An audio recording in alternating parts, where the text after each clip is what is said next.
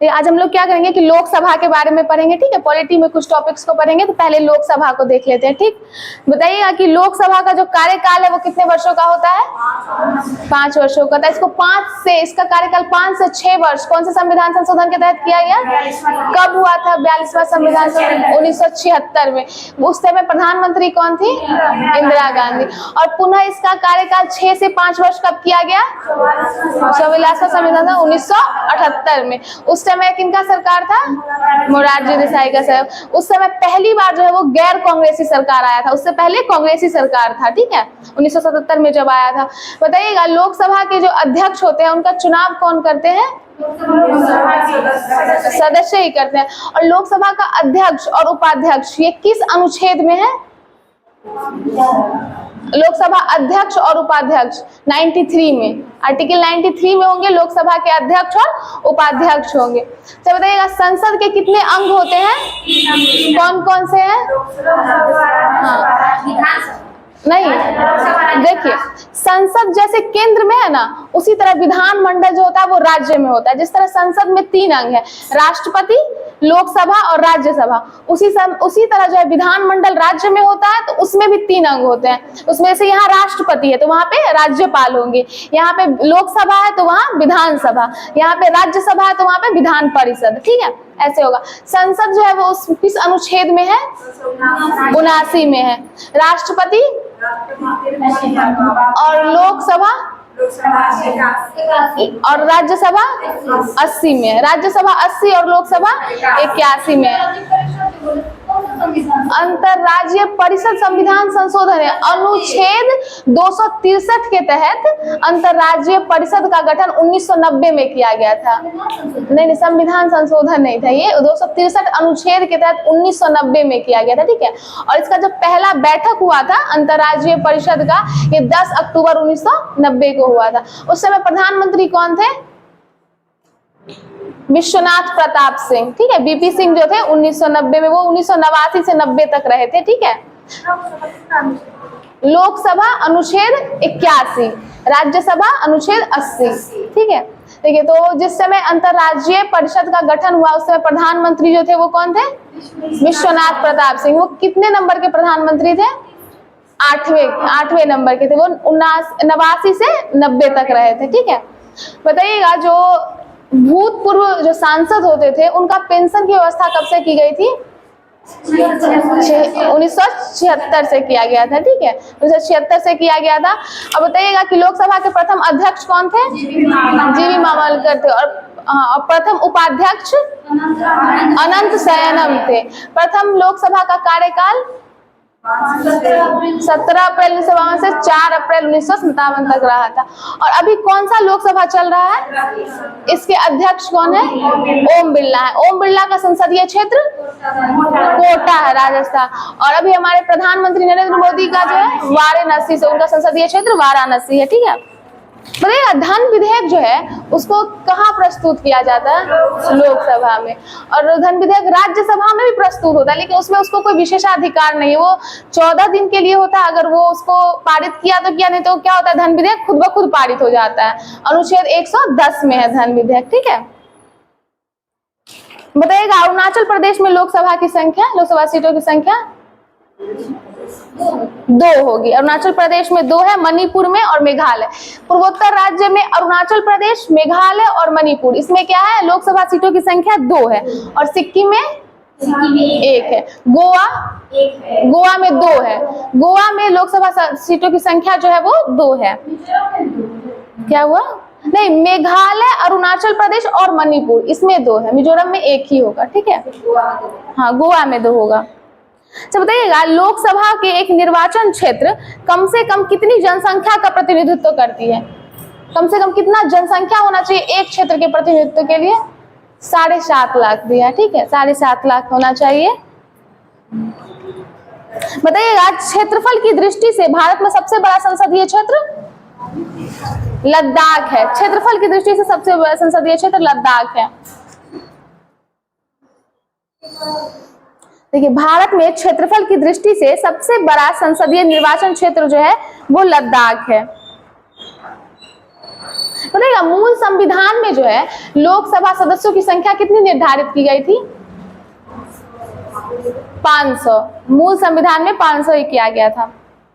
बताइएगा लोकसभा में केंद्र शासित प्रदेशों के जो प्रतिनिधि हैं वो किसके द्वारा चुने जाते हैं? किस तरह से चुने जाते हैं? प्रत्यक्ष निर्वाचन के द्वारा चुने जाते हैं। और जब भी आपातकाल लगेगा, राष्ट्रीय आपातकाल 352 जो अनुच्छेद है उसके तहत, तो लोकसभा का कार्यकाल जो है कितने वक्त के लिए बढ़ाया जाएगा? 1 वर्ष के। एक बार में सिर्फ 1 वर्ष के लिए बढ़ाया जा सकता है, और वो जब तक चाहे, उसमें कोई ऐसा नहीं है कि दिया हुआ है कि इतने बार ही बढ़ा सकते हैं, जब तक चाहे बढ़ा सकते हैं, लेकिन एक बार में सिर्फ 1 वर्ष के लिए ही बढ़ा सकते हैं। बताइएगा राष्ट्रपति जो है लोकसभा को भंग कर सकता है, ये किसके 85 में है और किसकी सलाह पे? गणतंत्र की सलाह पे। और जो मंत्री परिषद है, ठीक ना, ये किसके लिए उत्तरदायी होता है? मंत्री परिषद जो है लोकसभा के प्रति उत्तरदायी होता है संयुक्त रूप से। ये किस अनुच्छेद में है? 75 के 3 में है, 75 के 3 में है, ठीक है। अब बताइए भारत में जो शक्तियों का प्रमुख उभरता केंद्र है ये किसको माना जाता है? प्रधानमंत्री को। प्रधानमंत्री को कहा जाता है कि भारत में शक्तियों का उभरता हुआ केंद्र है। और जो अस्थायी लोकसभा अध्यक्ष होते हैं, जिनको हम लोग प्रोटेम स्पीकर बोलते हैं, इनको कौन चुनते हैं? इनको राष्ट्रपति इनको नियुक्त करते हैं, ठीक है। लोकसभा की जो सामान्य अवधि है वो कैसे बढ़ाई जा सकती है? ये संसद द्वारा पारित अधिनियम से बढ़ाया जाता है। और बताइएगा जमानत राशि जो जब्त हो जाती है, मतलब कितना अगर हमें वोट नहीं मिलता है, कितना हम जो है वोट नहीं प्राप्त करेंगे, हाँ 1/6 अगर वोट नहीं प्राप्त, मत अगर नहीं प्राप्त करते हैं तो हमारी जमानत राशि जो होती है उनकी जब्त कर ली जाती है। हाँ क्या हुआ? जमानत राशि, जैसे हम कोई भी चुनाव लड़ते हैं ना, तो चुनाव को लड़ने से पैसे राष्ट्रपति का जो होता है 15,000 होता है, ठीक है, उसको दिया जाता है पहले।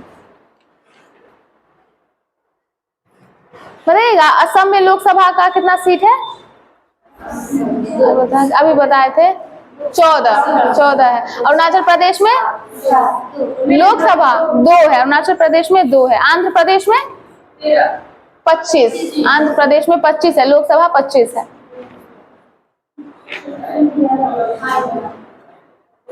बताइएगा लोकसभा के निर्वाचन क्षेत्रों का जो सीमा निर्धारण है वो पहली बार कब किया गया था? 1972 में किया गया था, ठीक है। 1972 में लोकसभा के निर्वाचन क्षेत्रों का जो सीमा निर्धारण है इसको पहली बार 1972 में किया गया था। भारत में स्वतंत्रता के बाद प्रथम आम चुनाव जो है वो कब संपन्न हुए थे? 1952 में हुआ था, ठीक है, 1952 में हुआ था। अंतरजातीय परिषद की स्थापना के समय कौन थे प्रधानमंत्री? विश्वनाथ प्रताप सिंह थे, ठीक है, विश्वनाथ प्रताप सिंह थे। 1990 में हुआ था। इसकी पहली बैठक 10 अक्टूबर 1990 को हुई थी। बताइएगा कोई भी जो वित्तीय बिल है वो प्रस्तावित हो सकता है कहाँ? केवल लोकसभा में, ठीक है। और वित्तीय बिल जो होता है, और जो अविश्वास प्रस्ताव होता है इसको भी सिर्फ लोकसभा में ही प्रस्तुत किया जाता है और यहीं से वो पारित होता है बहुमत के द्वारा। और प्रस्तावित करने के लिए 50 लोगों की जो समर्थन की जो है आवश्यकता होती है, ठीक। बताइएगा चंद्रमा में जैसे कलाएं होती है ना, उन्हीं की तरह और कौन सा दूसरा ऐसा ग्रह है जिसमें कलाएं होती है चंद्रमा की तरह? बुध में होता है। जैसे चंद्रमा में होता है वैसे ही बुध में होता है।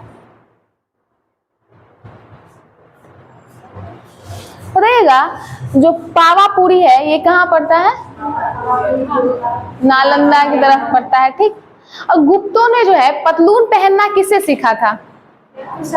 कुषाणों से सीखा था, बिल्कुल सही है। गुप्तों ने जो पतलून पहनना किसानों से सीखा था। बताइएगा एक ऐसा मंदिर है जहां भारी भरकम जो है नंदी की मूर्ति है, भारत की विशालतम नंदी की मूर्ति कौन से मंदिर में स्थापित है? कुषाणों से सीखा था। गुप्तों ने पतलून पहना कुषाणों से सीखा था। और ये बृहदेश्वर मंदिर है जहाँ नंदी की मूर्ति है, ठीक है, नंदी की भारी भरकम मूर्ति जो है बृहदेश्वर मंदिर में रखा गया है। हाँ राजराजेश्वर भी जो होते हैं, राजराजेश्वर उन्हीं का ये दिया गया है। अब बताइएगा सम्राट हर्ष जो थे वो अपनी राजधानी थानेश्वर को कहाँ स्थानांतरित किए थे? कन्नौज में। थानेश्वर किस राज्य में पड़ता है? हरियाणा में पड़ता है थानेश्वर।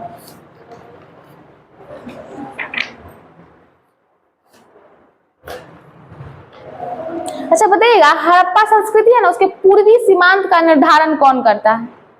पूर्वी सीमांत का आलमगीरपुर करता है, ठीक है, आलमगीरपुर करता है, उसके पूर्वी सीमांत का निर्धारण करता है।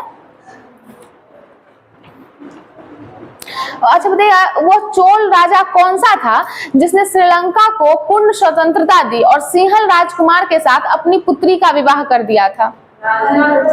नहीं, कुलोत्तुंग प्रथम था। ये क्या था कि श्रीलंका को स्वतंत्रता दिया था, वो राजा राज प्रथम जो था वो उस पर अधिकार किया था, उसको पूर्ण रूप से जीता था।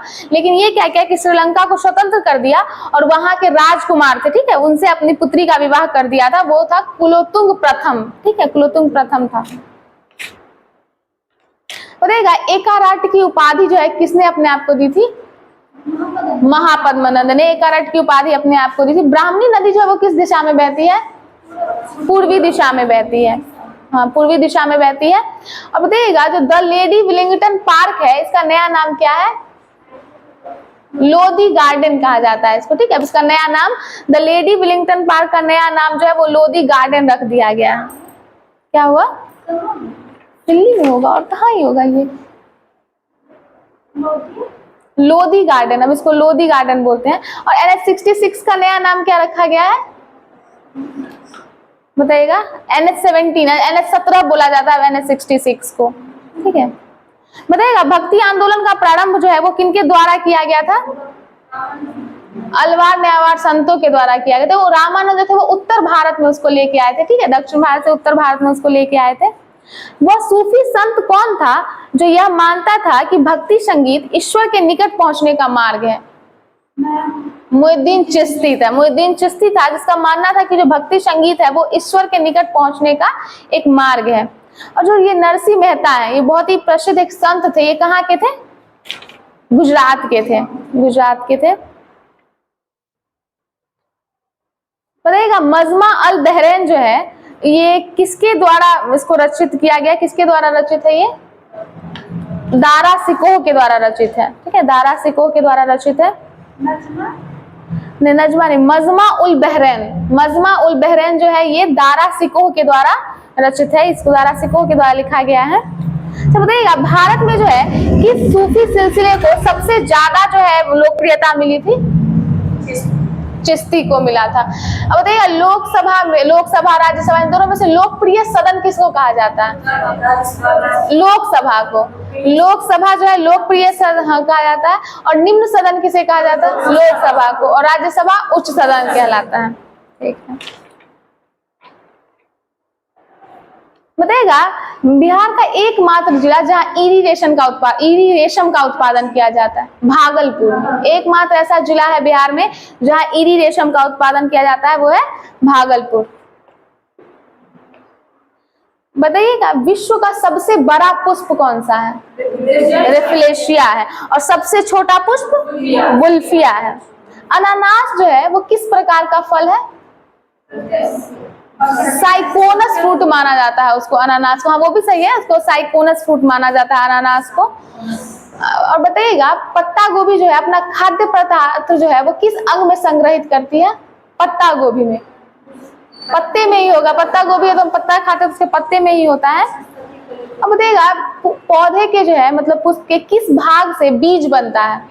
बीजांड से। और फल किस भाग से बनता है?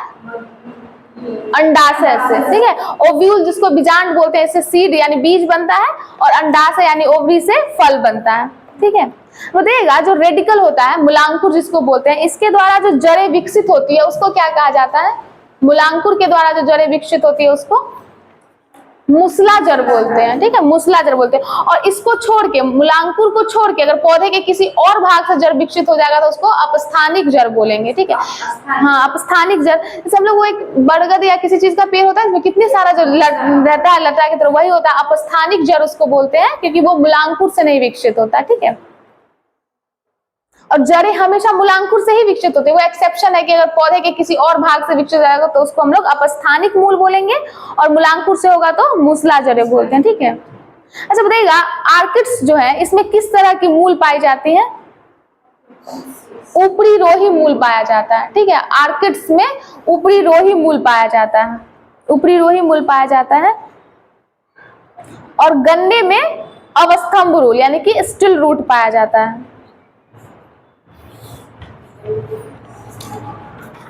आलू क्या है? मतलब तना है, आलू एक तना के रूप में विकसित है। गाजर जड़ है, गाजर जड़ है और आलू तना है। बताइएगा, अगर हम लोग मतलब अंकुरन जो होता है उसके लिए सामान्यतः कौन सी ऐसी चीज है जो ना भी हो तब भी अंकुरन होगा? अगर ताप, जल, वायु और प्रकाश में देखा जाए तो किस एक चीज की जो है अनुपस्थिति के वजह से भी, के कारण भी जो है वो हो जाएगा? अगर वो ना भी हो, प्रकाश, अगर प्रकाश ना भी हो तब भी अंकुरन होगा, ठीक है। लेकिन आवश्यक क्या है? जल, हवा और ताप, जल, हवा और ताप होना ही चाहिए। बताइएगा, बीज के अंकुरन के दौरान जो है भ्रूण का जो भाग जड़ के रूप में वर्धित होता है वो क्या कहलाता है? मूलांकुर। वही मूलांकुर होता है, जिसे जड़ें बनती है, ठीक है। बीज के अंकुरन के दौरान ही जो है भ्रूण जो है मूलांकुर के रूप में विकसित हो जाता है। बताइएगा, विश्व का सबसे लंबा पौधा? नहीं, सही है, यूकेलिप्टस में जो आता है ना। हाँ, बताइएगा, सेब और नाशपाती का खाने योग्य भाग कौन सा है? मांसन पुष्पासन उसको बोलते हैं, ठीक है। फल, सेब और नाशपाती का यूकेलिप्टस में जो आएगा। बताइएगा, जल द्वारा परागण क्या कहलाता है? हाइड्रोफिली, बिल्कुल सही है, जल के द्वारा हाइड्रोफिली कहलाता है। और पक्षियों के द्वारा ऑर्निथोफिली कहलाता है। पक्षियों का अध्ययन क्या कहलाता है? ऑर्निथोलॉजी कहलाता है, तो इसीलिए पक्षियों के द्वारा परागण ऑर्निथोफिली कहलाएगा। बताइएगा, पराग कोश से वर्तिकाग्र तक पराग का यानी पोलन ग्रेन का जो स्थानांतरण है वो क्या कहलाता है? परागण कहलाता है, पोलिनेशन बोलते हैं उसको, ठीक है। अच्छा, आलू जो है वो तो भूमिगत रूपांतरित तना है ही, इसे कहा क्या जाता है? कंद कहा जाता है, इसको कंद कहा जाता है। अच्छा, अदरक तना है, तो ऐसा क्या है कि हम लोग जड़ और तना में जो है अलग अलग करते हैं ना, कि ये जड़ नहीं है, तना नहीं है, किस बेसिस पे करते हैं? अदरक तना है, ये क्यों मान ले? क्योंकि इसमें क्या होता है ना कि हाँ, क्योंकि उसमें नोड और इंटर नोड होते हैं।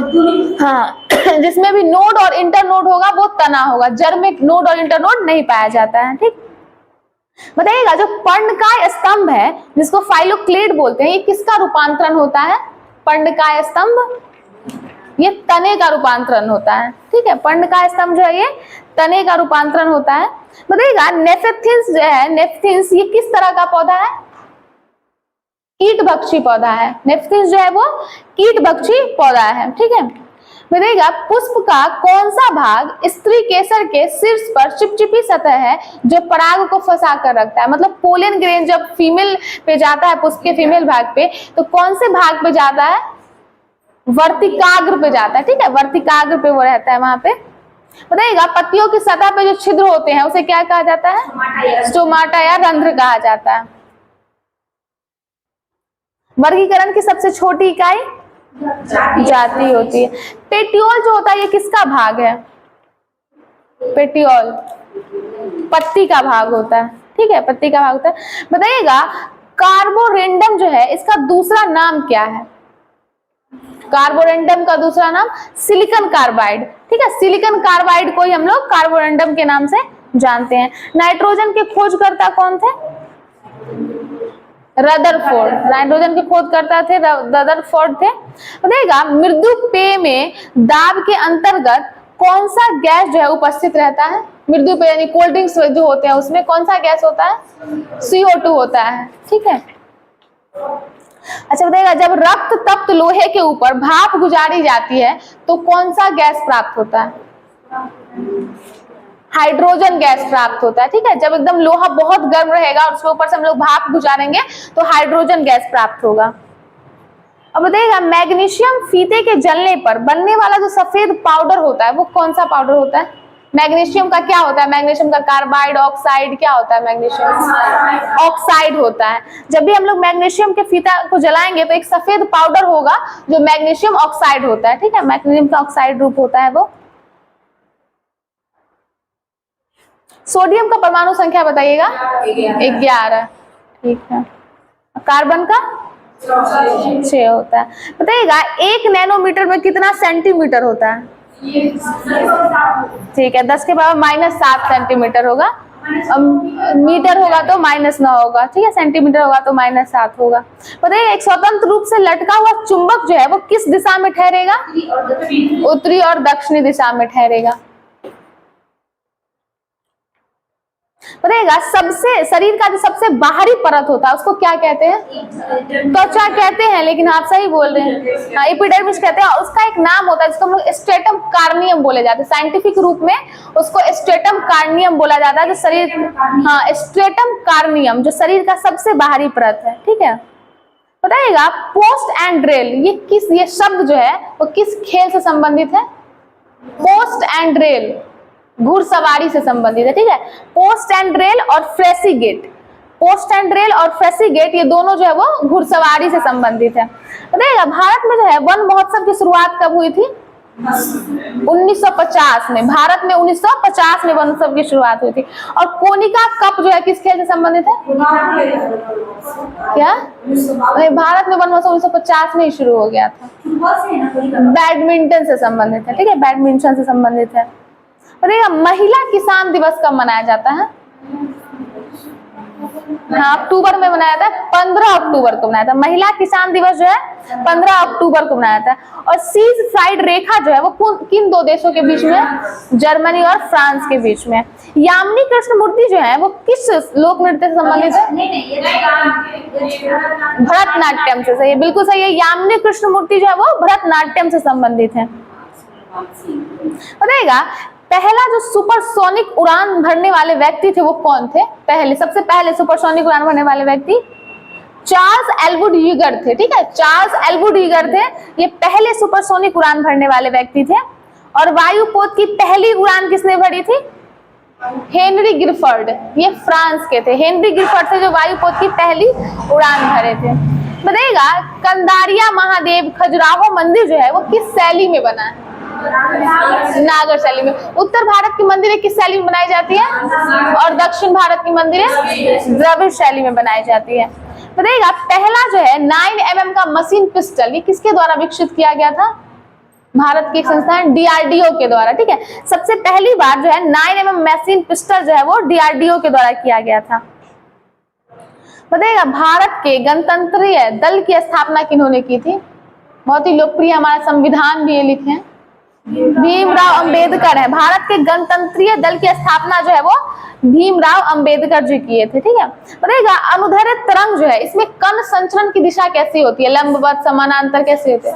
समानांतर होती है। जो अनुदैर्ध्य तरंग होती है उनमें कण संचरण की दिशा जो होती है वो समानांतर होती है, ठीक है। बताइएगा सोतकाह जो है उसको किस नाम से जाना जाता है? नदी जो है सोतकाह नदी है, उसका नया नाम सादी कौर नदी, बिल्कुल सही है, सादी कौर नदी के रूप में इसको जाना जाता है।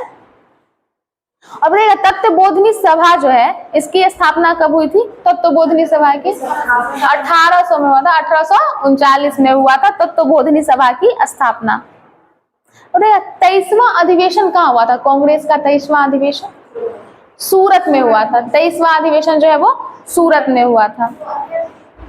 हाँ 23वां अधिवेशन जो है इसका वो सूरत में हुआ था। बताइएगा जो कांग्रेस अधिवेशन हुआ था उसमें वंदे मातरम गाने वाली पहली महिला कौन थी? रेहाना तैयब जी थी। ये पहली महिला थी कांग्रेस अधिवेशन में वंदे मातरम गाने वाली पहली महिला थी रेहाना तैयब जी। देखा नेशनल फूड फॉर वर्क जो है ये प्रोग्राम कब शुरू किया गया था? नेशनल फूड फॉर वर्क अधिवेशन तो इसमें नहीं दिया है लेकिन देख लीजिएगा एक बार। वंदे हाँ 1896 में गाया गया था गीत जो है, और जो राष्ट्रीय गान है उसको 1911 में गाया गया था, और गीत 1896 में गाया गया था, ठीक है। ये है कांग्रेस अधिवेशन में वंदे मातरम गाने वाली पहली महिला, ये थी रेहाना तैयब जी। बताइएगा ऐसा कौन सा शास्त्रीय नृत्य है जो अपने वर्तमान रूप में मुगल काल से प्रभावित था?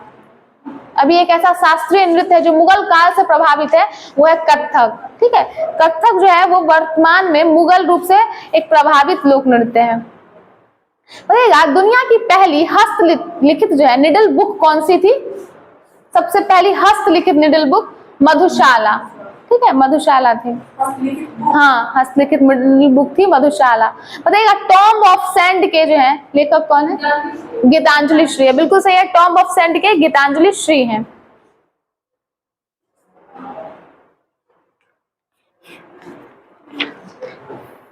बताइएगा जो अंग्रेज फ्रांसीसी का जो कर्नाटक युद्ध हुआ था, वो प्रथम कर्नाटक युद्ध कब हुआ था? हाँ, 1746 से 1748 तक। किस संधि के तहत ये समाप्त हुआ? एला सापला की संधि। कब हुई थी ये संधि? 1748 में हुई थी। इसमें कुछ विशेष था, ये युद्ध एक हुआ था, सेंट थॉम का युद्ध हुआ था, ठीक है। ये भी 1748 में ही हुआ था, प्रथम कर्नाटक युद्ध के दौरान हुआ था। द्वितीय कर्नाटक युद्ध कब हुआ? सेंट थाम की जो युद्ध हुआ था, सेंट थाम का युद्ध हुआ था 1748, हाँ 49 से 54 में हुआ था दूसरा कर्नाटक युद्ध, ठीक है। इसका किस संधि के साथ समापन हुआ? पांडिचेरी की संधि। पांडिचेरी की संधि दूसरा, जो 1755 में हुआ था, ठीक है। और इसी युद्ध के दौरान जो है वो आम्बर का युद्ध हुआ था 1749 में, ठीक। आम्बर का युद्ध हुआ था 1749 में, द्वितीय कर्नाटक युद्ध के समय में।